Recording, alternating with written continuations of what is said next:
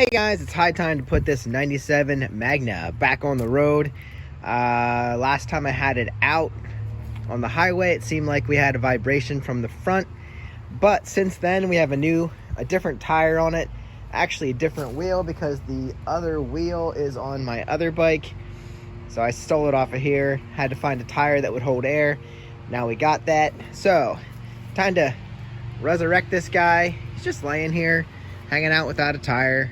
Stole the battery off it, but we obviously have cover to put back together here. But got to put her back together and see if she runs as is. She should. There's no reason. We have the Vance & Hine pipes that actually are kind of bent up on the other one. I just recently bought one that has perfect Vance & Hine pipes, so good to know. We're going to put some grease on the axle. When you do that, make sure your spacer is on the left side. That's cleaned up, by the way. Probably need to clean up some stuff here. Yeah, that's pretty cruddy. This is for your speedometer. That needs blown off and cleaned out. So I'll work on that. And then all we got to do, if this thing should still be sitting where I had it, so shouldn't have trouble getting the wheel in there. Looks like I'm missing a bolt right here. The bolt is over here, so I'm missing this one. The other side has both, so that's interesting. Not sure why we're missing a bolt there, but anyway. Oh, and I stole the turn signal switch off of this one because the other one was malfunctioning. But I do have a new one, or a used one, to put on there. So this one doesn't have the same problems the other one did, blowing fuses. So we'll need to put that back together. That's not gonna keep it from running, but we'll get there when we get there. Let's get her up on her legs and put a little bit of grease in here. That could be, it's not dirty. A little old grease. I'll have to clean that out a little bit and throw this back together. All right, cleaned up in there. That's all nice and smooth. Bearings are running good. They feel nice on both sides. These are just basically holding them in, so we're not real worried about that. There is no debris in there, so that's fine. And then I cleaned up the Speedo gear. Almost got all the dirt out of there. And make sure that spins freely. I'll get a little bit, see a little bit of dirt in there yet, so I'll finish cleaning that up. So we basically don't have any worries there. That's all clean inside. And then what I'm going to do is separate the brake caliper and get my brake up in there, slide the wheel in, and then we can proceed to make sure this is in the right spot. That'll go inside here. So that sits there and then goes through the wheel. So make sure that's in place when you put the wheel in there.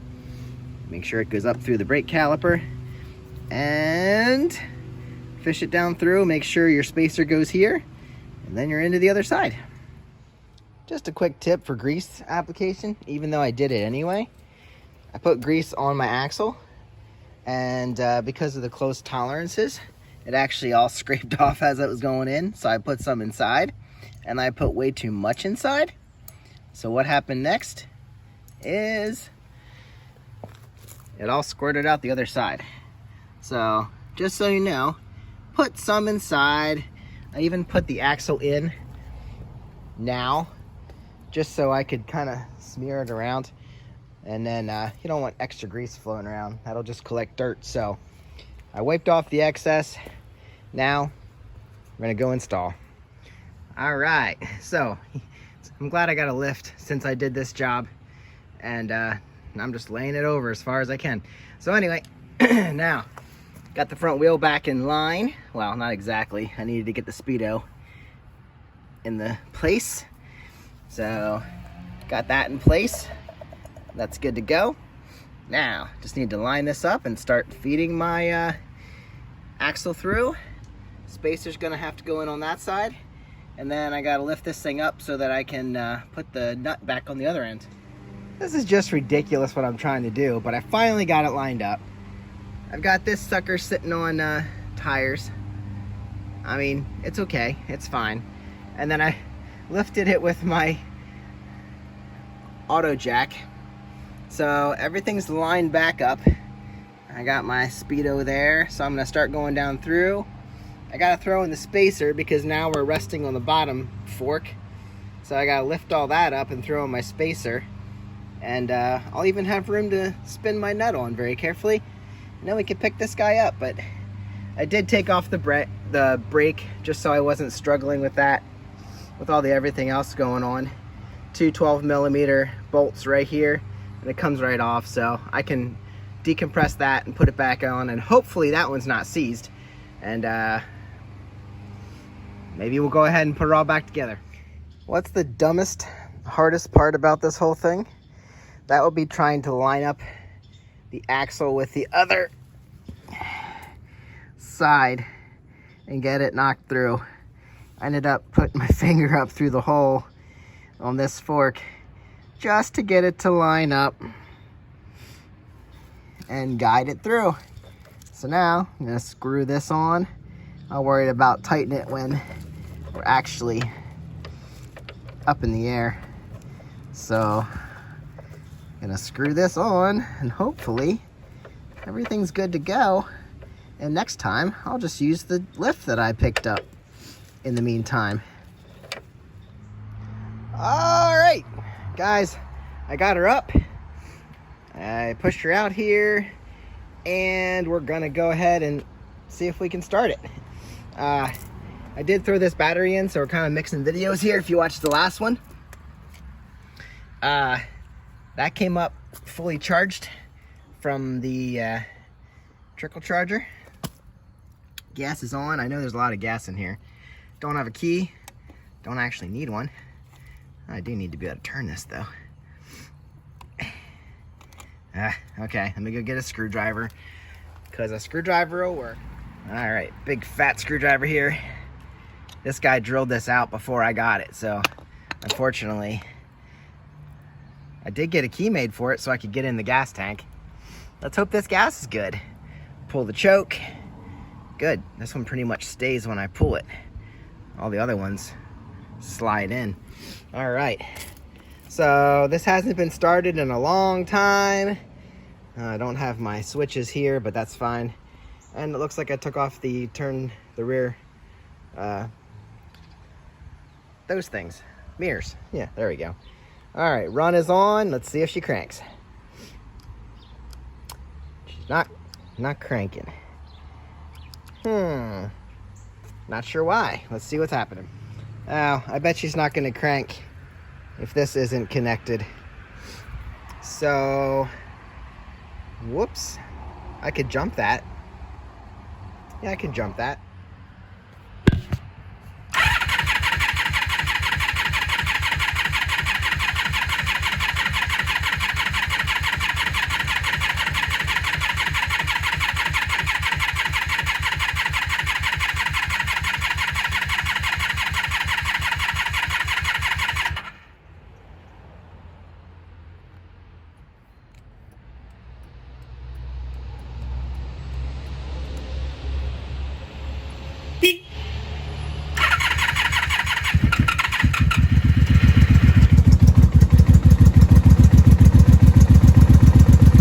Didn't realize I was taping there, guys.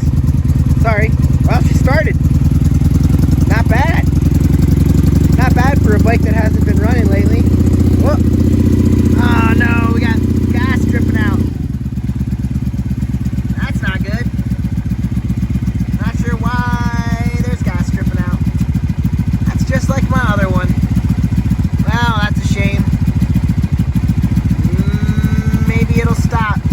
Maybe there was gas somewhere it shouldn't have been. It is stopping. Maybe not. Maybe not. That's just like my 96. Wonder if there's probably gasoline in the airbox. And this is laying over for so long. Might just let it play out.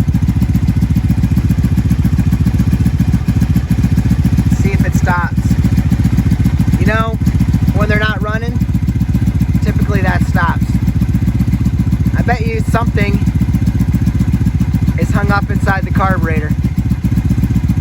And that's not what I want to see. Alright, there you go.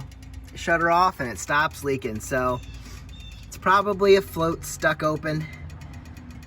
And she's not getting flooded out, which is good. That's how the other one does. It gets flooded out. But this one kept running until I shut it down. So gonna have to pull those carbs. That's my favorite thing to do. I gotta sort out what to do. So anyway, front wheel's back on. I'm gonna probably have to clean up those calipers. But front wheel back on. Unfortunately, she's not going down the road with the gas leak. I'll probably start it later, see if it's still leaking. And if and when it is, have to go in there. So thanks for watching. We got another one back up and running. Unfortunately, dripping fuel. So I don't know. Back to this guy. That one over there has the charging issues. This one right here is perfect. This one right here, leaking gas. And the front brake caliper. That one over there, who knows? Haven't even tried it yet. This one here, beautiful, has the same leaky carburetor issue. And this one back here, who knows? Haven't even tried it yet. So anyway, that's where we're at, guys. I'll see you in the next one.